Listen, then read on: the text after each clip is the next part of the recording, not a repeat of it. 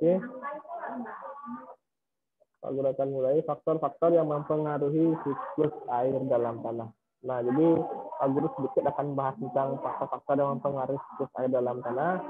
Pak Guru lihat sudah beberapa yang sudah mengirim tugas IPA-nya, tapi Pak Guru nanti akan periksa semuanya agar Pak Guru tahu siapa yang masih belum mengumpul, siapa yang sudah mengumpul. Nah, jadi Pak Guru nanti periksa. Kalau misalnya ada yang masih jawab asal-asalan, Pak Guru akan kembalikan lagi tugasnya. Pak Guru akan selalu perbaiki agar hasilnya maksimal. Ya, Nana ya. Oke. Nah, jadi faktor-faktor yang mempengaruhi siklus air dalam tanah. Nah, tanah memiliki kemampuan untuk menyimpan air. Kalau anak-anak lihat di tanah, kadang-kadang tanah itu dia tidak terlalu kering, malah dia rada basah, ya agak basah. Nah, itu kenapa? Karena tanah memiliki kemampuan untuk menyimpan air. Jadi tanah itu seperti spons, anak-anak. Spons yang bisa menyerap air. Nah, dalam siklus air, tanah berperan penting dalam menyimpan air. Nah, kalau misalnya ada yang memiliki sumur bor, nah itu tanah, kalau misalnya ada memiliki sumur, sumur itu adalah diambil dari air itu dari saluran di tanah. Ya.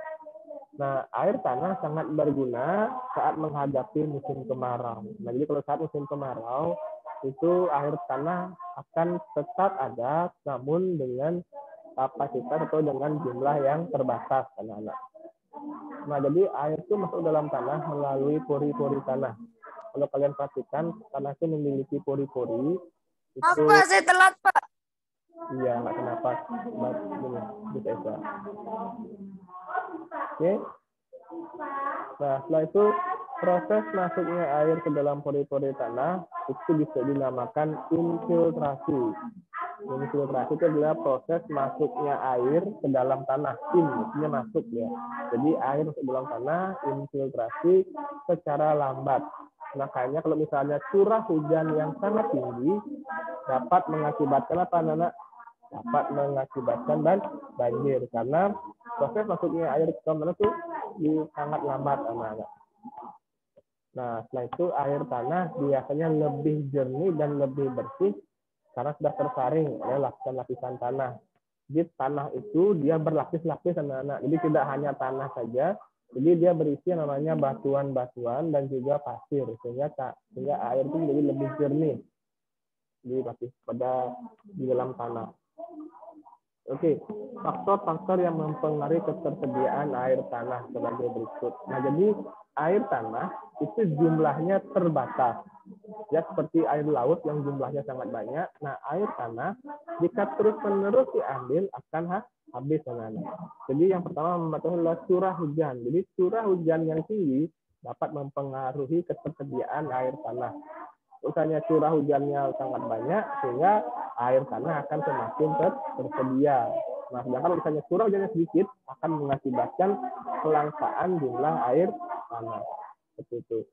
Yang kedua adalah material bangunan, ini material batuan. Jadi batuannya ada beberapa jenis batuan yang bisa mengikat air, artinya bisa menyimpan air, bisa mengkeep, tidak langsung loss, air langsung jatuh ke laut. Jadi kayak dijaga itu agar tidak jatuh langsung ke laut. Jadi mengakibatkan alirannya itu tidak terlalu cepat langsung ke laut. Seperti itu. Yang ketiga adalah geomorfologi atau lereng. Nah, jika kalian hidup di lereng ataupun daerah yang lebih miring, nah itu akan mengakibatkan cepat air tanahnya akan mengalir ke laut. Seperti itu. Yang ketiga adalah vegetasi. Nah, vegetasi adalah jenis tumbuhan, anak-anak. Jadi tumbuhan apa saja yang terdapat di atas permukaan tanah sehingga bisa menjaga ketersediaan air tanah. Setelah itu akibat pemakaian air terus-menerus. Nah, yang pertama adalah penurunan muka air tanah. Jadi, kalau air tanah itu terus digunakan, maka akan penurunan jumlah air tanah. Pernah ada yang menggunakan sumur bor di rumah ya? Halo anak-anak, ada yang menggunakan sumur bor di rumahnya? Kalau anak-anak sumur bor? Tidak, Pak. Tidak. Cuma pakai PDAM ya?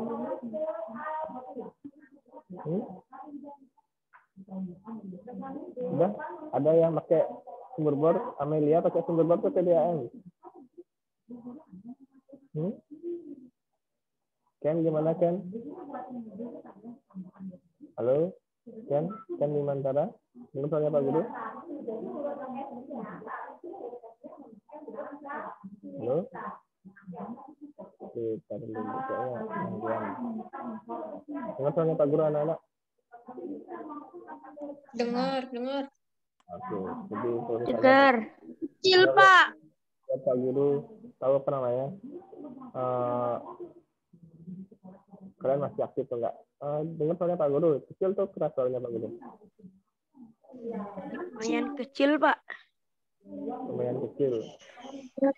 Suaranya, Pak, kecil. Oke, kita dulu coba. Coba Pak Guru ganti dulu.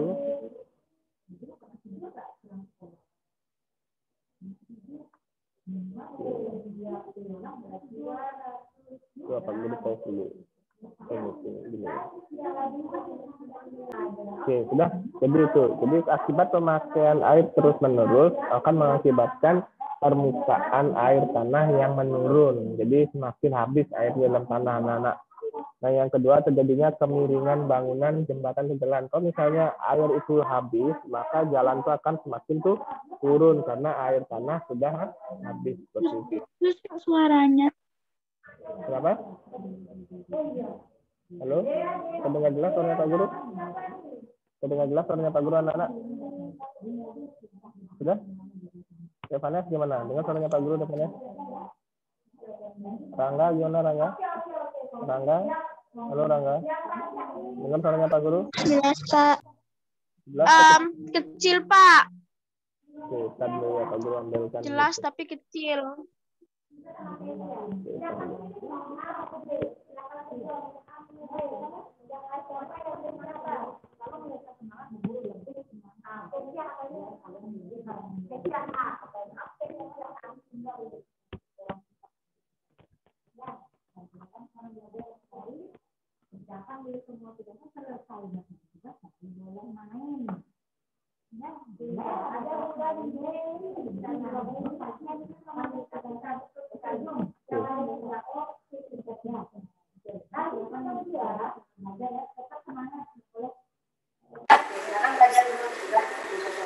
Pak Guru ganti headset dulu.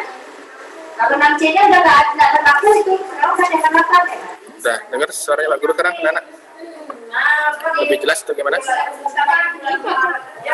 Gimana? Anak, Rangga gimana Rangga? Lebih jelas tuh gimana Rangga? Bisa, Pak.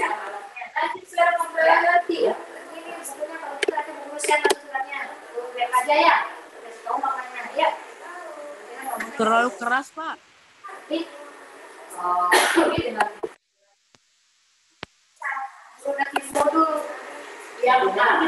Oke, udah dengar suaranya Pak Guru? Dio gimana Dio? Dengar suaranya Pak Guru Dio? Dio Arika Putra. Sekarang sudah keras ya? Sudah keras ya? Oke. Oke, sekarang Pak Guru ulang share screen-nya.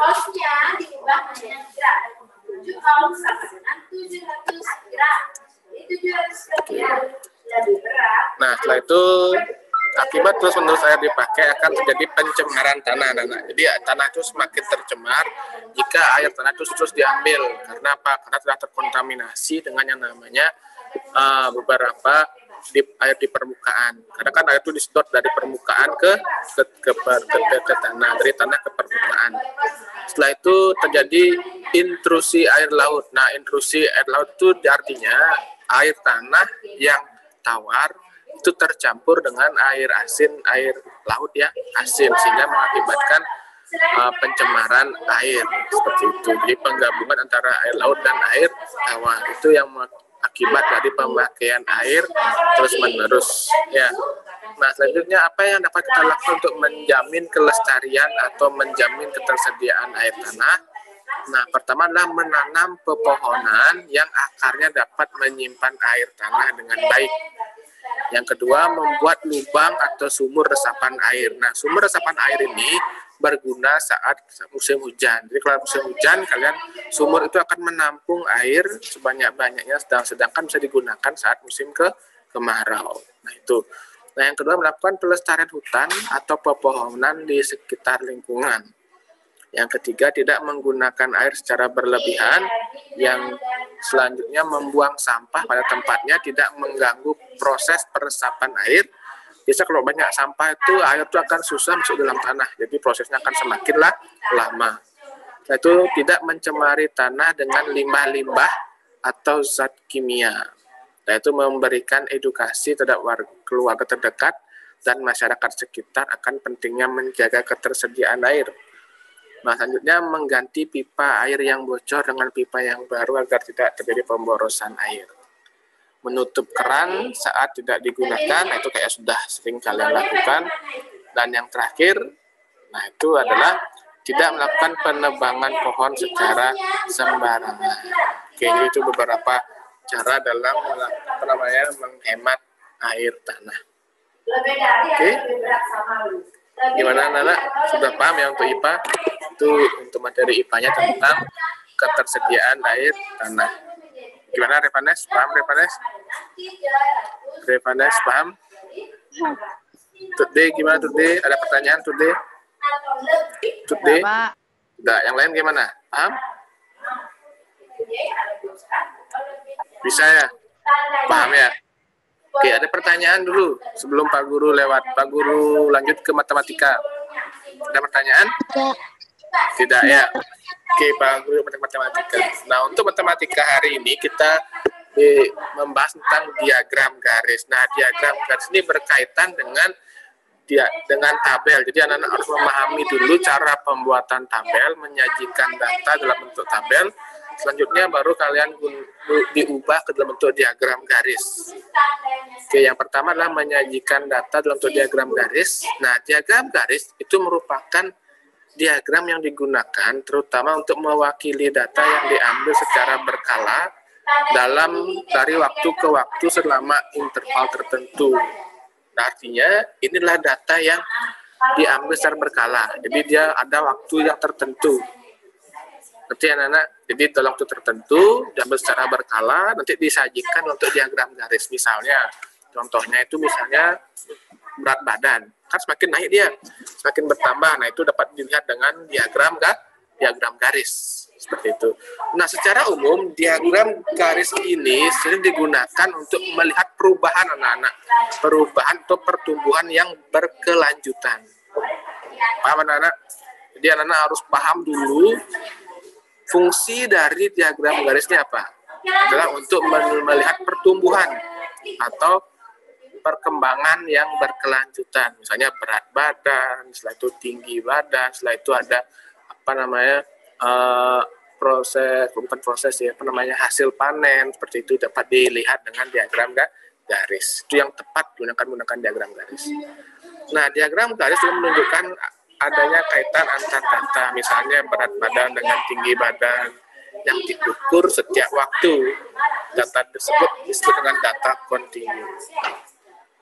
Nah, diagram garis itu menggunakan dua sumbu anak-anak, sumbu yang mendatar dan sumbu tegak. Nah, biasanya ini saling berpotongan tegak lurus. Nah, sumbu mendatar itu menunjukkan jenis data, sedangkan sumbu yang tegak ini menunjukkan jumlah data. Oke, udah paham anak-anak? Dari itu, dari penjelasan Pak Guru sudah paham dulu sebelum Pak Guru lanjutkan. Ada pertanyaan? Itu materi Saya awal punya tentang pertanyaan, Pak. garis. Ya, boleh Gian, silakan. Kalau diagram garis kan untuk itu Data mewakili perkembangan. data yang diambil secara berkala. Itu Ya benar. bukannya tabel sama diagram batang nggak bisa, Pak? Bisa, tapi lebih tepat menggunakan diagram garis. Bisa digunakan diagram tabel ataupun diagram batang, nah tapi lebih mudah melihatnya dengan diagram garis. Kenapa? Karena bisa kita melihat kalau kadang-kadang data itu naik, kadang-kadang data itu turun. Itu bisa dilihat gampang dengan diagram garis. Kalau menggunakan diagram batang, nah itu kadang-kadang jika datanya lebih dari misalnya datanya banyak, misalnya jenis datanya banyak, itu akan susah kita melihat karena tidak kontinu datanya. Jadi tidak terlihat naik turun datanya. Seperti gunung itu kan, kalau misalnya gunungnya itu semakin tinggi puncaknya, maka artinya datanya semakin banyak. Kalau misalnya gunungnya semakin rendah, artinya datanya semakin sedikit, seperti itu. Jadi lebih mudah kita untuk melihat atau melihat hasil dari diagram garis. Ngerti Gian? Paham ya? Ngerti, Pak. Oke, bagus. Lagi pertanyaan Pak Guru, sebenarnya kalau ada pertanyaan seperti Gian itu, jadi artinya kalian paham ya apa yang sudah Pak Guru tadi sampaikan. Udah, lanjut ya. Oke, Pak Guru punya beberapa langkah-langkah untuk membuat grafik garis, ya, diagram garis. Nah, diagram garis horizontal, yang pertama adalah membuat garis horizontal mendatar. Nah, garis horizontal ini biasanya digunakan untuk waktu. Contohnya adalah contoh di atas adalah garis horizontal diisi oleh umur siswa. Misalnya umur siswa. Setelah itu garis vertikal, garis tegak. Garis vertikal diisi oleh berat badan siswa. Seperti itu. Nah, buatlah titik-titik pasangan antara umur dan berat badan, hubungkan dengan garis. Nah, oke, Pak Guru kasih contoh dulu ya. Oke, contoh yang pertama, berarti kalau anak-anak, nah ini contohnya dalam kehidupan sehari-hari. Perhatikan dulu semuanya, nggak ada yang main-main.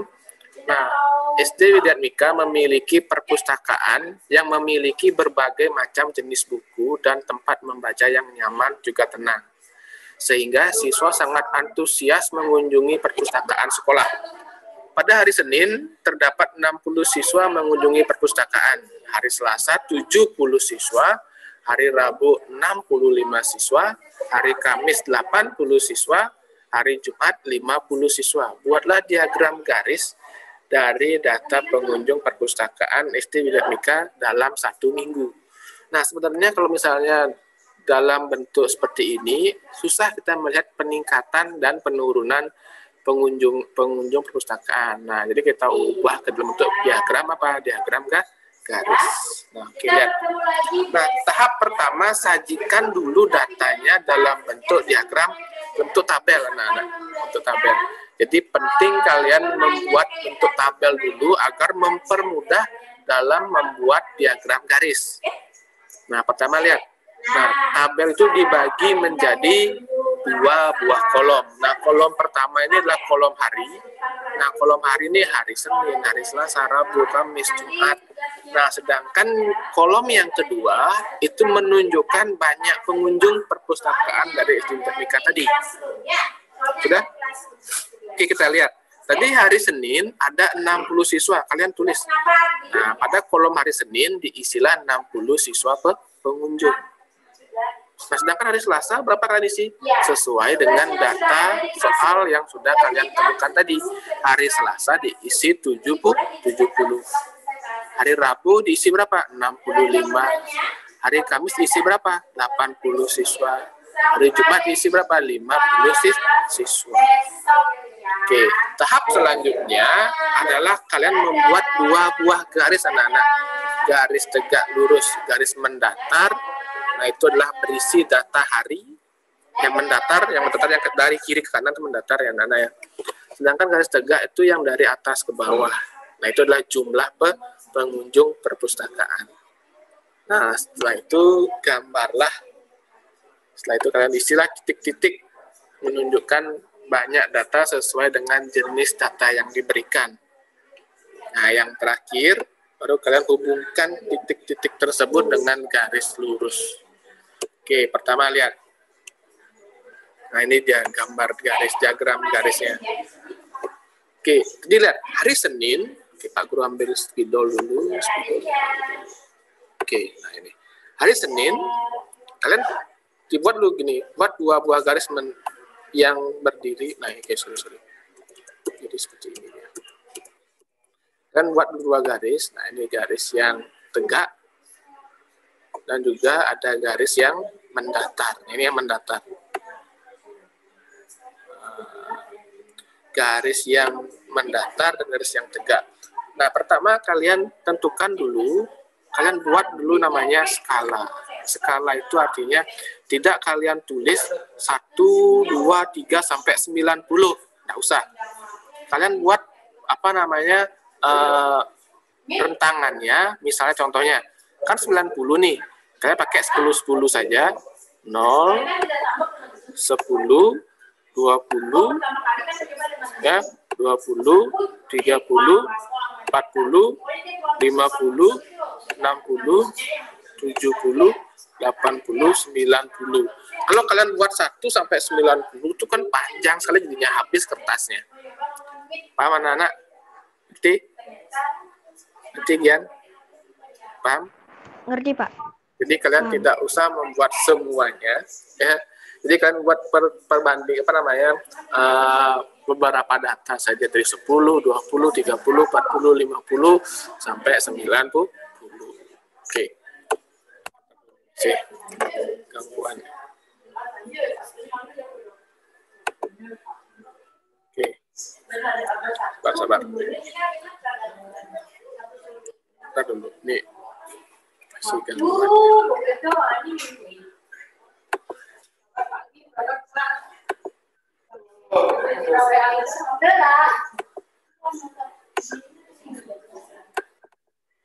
Oke.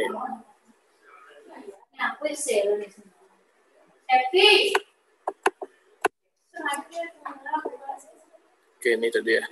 Oke. Udah, perhatikan anak-anak, sudah lihat ya. Jadi mohon maaf ada gangguan sedikit. Oke, setelah itu setelah kalian buat dia apa namanya garis yang mendatar dan tegak mendatar, sekarang kalian lihat, buatlah jumlah siswanya 10, 20, 30, 90, hari Senin, Selasa, Rabu, Kamis, Jumat. Ingat, yang tegak itu adalah jumlahnya atau jumlah pengunjung. Kalau kalian ingat tabel yang tadi, ini tabel yang pertama. Nah, ini nanti menjadi sisi yang mendatar. Ini jadi yang mendatar, datar. Ini datar.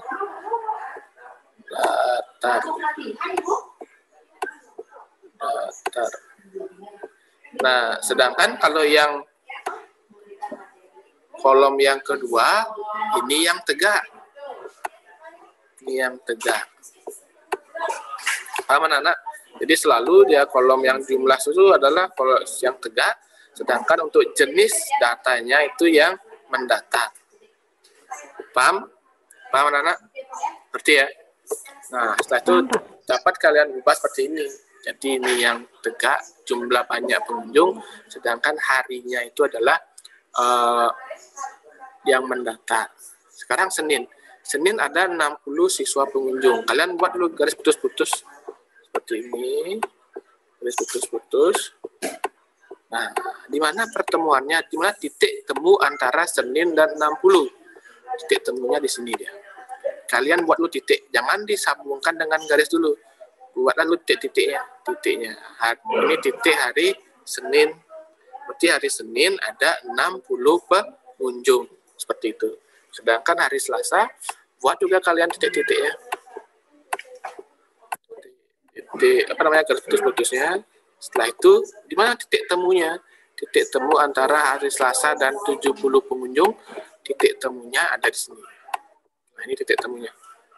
Nah, titik temunya. Setelah itu hari Rabu kan dia 65. Karena 65 kan tidak ada itu kita tulis. 65 itu ada di antara 70 dan 60. Jadi kita ambil tengah-tengahnya saja. Tengah-tengahnya ambil. Jadi dia lurus dengan tengah-tengah. Karena apa? Karena 65 itu kan ada di antara 70 dan 60 anak-anak. Jadi kalian tulis seperti itu. Kalau dia bilangannya masih kelipatan 10 kan gampang. Jadi tinggal kalian buatlah titik terus lagi titik. Jadi ingat, buatlah titik-titik dulu. Nah, setelah itu hari Kamis ada berapa? Hari Kamis 80, sama kayak tadi. Buat juga sampai dia 80. Ingat anak-anak, gunakan penggaris lagi sekalian. Jangan kan menggunakan penggaris nanti kayak ular, kobra di ininya kalian. Apa namanya? Tabel yang kalian buat, diagram yang kalian buat. Nah, udah.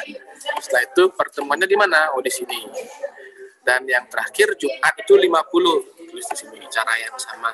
Nah, setelah kalian sukses membuat titik-titik yang tadi, sekarang tugas kalian yang terakhir, yang paling terakhir adalah menghubungkan titik-titik tersebut dengan garis. Gunakan juga penggaris anak-anak. Nah, dihubungkan sekarang. Tet, dihubungkan lagi sekali. Tet, dihubungkan. Nah, jadi terlihatlah diagram garisnya. Seperti itu. Jadi lebih mudah kan membacanya. Jadi kapan pengunjung yang paling banyak dalam seminggu? Hari Kamis. Terlihatlah karena dia peningkatannya paling tinggi. Paling rendah kapan? Hari Jumat. Jadi lebih gampang kalian melihat datanya. Oke, untuk tugas yang pertama, contoh yang pertama, paham anak-anak? Paham? Contoh yang pertama gimana? Paham? Paham. Oke, bagus. Oke, contoh yang kedua. Nah, contoh yang kedua ini datanya sudah berbentuk tabel. Tapi tabel yang tidak seperti biasanya. Nah, lihat. Data nilai evaluasi pelajaran matematika kelas 5 SD Widyatmika sebagai berikut. Nah, ini datanya ke samping anak-anak. Berbaris dia. Nilai 6. Nah, lihat. Ini kan anak-anak. Nilai 6 ada 4 siswa. Lihat ke bawah. Sudah. Lihat anak-anak. Nilai 6 ada 4. Nilai 7 ada berapa siswa anak-anak? Lihat ke bawah. Ada 10. Dah. Nilai 8 ada berapa anak-anak? Ada 12 siswa yang mendapatkan nilai 8. Nilai 9. Ada 8 siswa mendapatkan nilai 9. Nilai 10. Nilai 10 ada 6 siswa mendapatkan nilai 10. Nah, jadi data yang tabel yang ini berbeda dengan tabel yang di awal. Ini dia tabelnya mendatar ke bawah, seperti tadi ke samping. Paham anak-anak maksud dari tabel yang ini? Ngerti? Paham dulu? Paham anak-anak? Danias gimana Danias? Paham? Danias, halo? Danias, dengar suaranya Pak Guru Danias? Arya Baruna, paham Arya Baruna?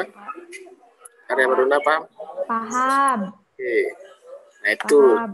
Selanjutnya kita lanjut dulu. Dia tidak belumnya.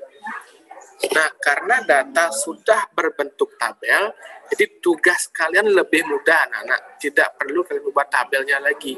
Kita langsung membuat diagram garis berdasarkan tabel yang ada. Nah, buatlah 2 garis seperti tadi. Garis mendatar itu jenis data, yaitu nilai. Sedangkan garis tegak itu adalah jumlah siswa. Nah, selanjutnya, gambarlah titik-titik. Halo, dengar saya Pak Guru anak-anak. Halo.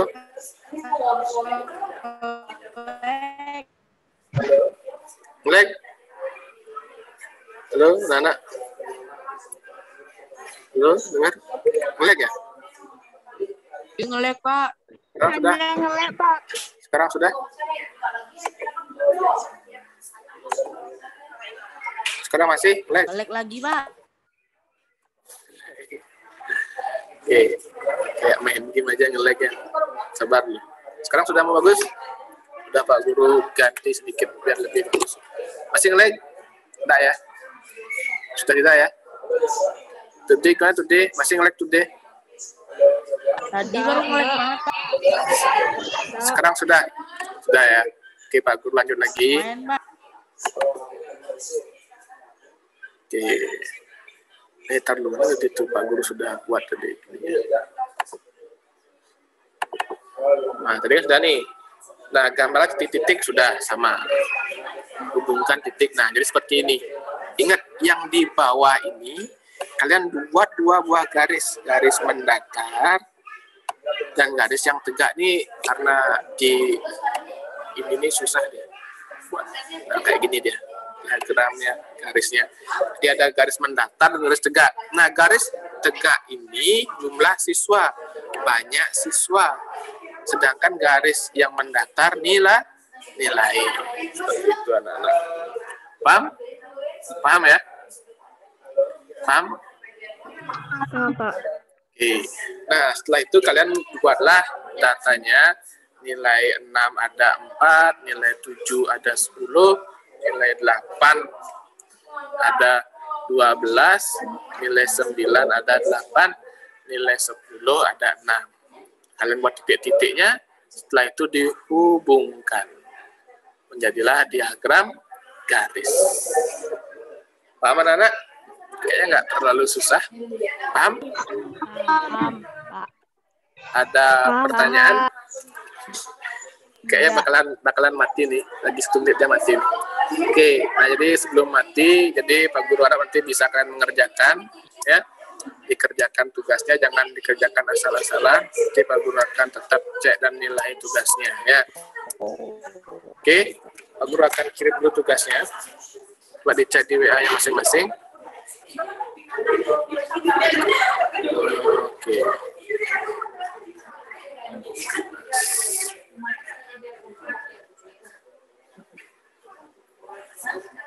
Oke, sudah diterima anak tugasnya, Pak Guru kirim. Jadi silakan dicek. Nah, itu sudah ada. Nah, nanti bisa kalian cek tugasnya ya. Oke.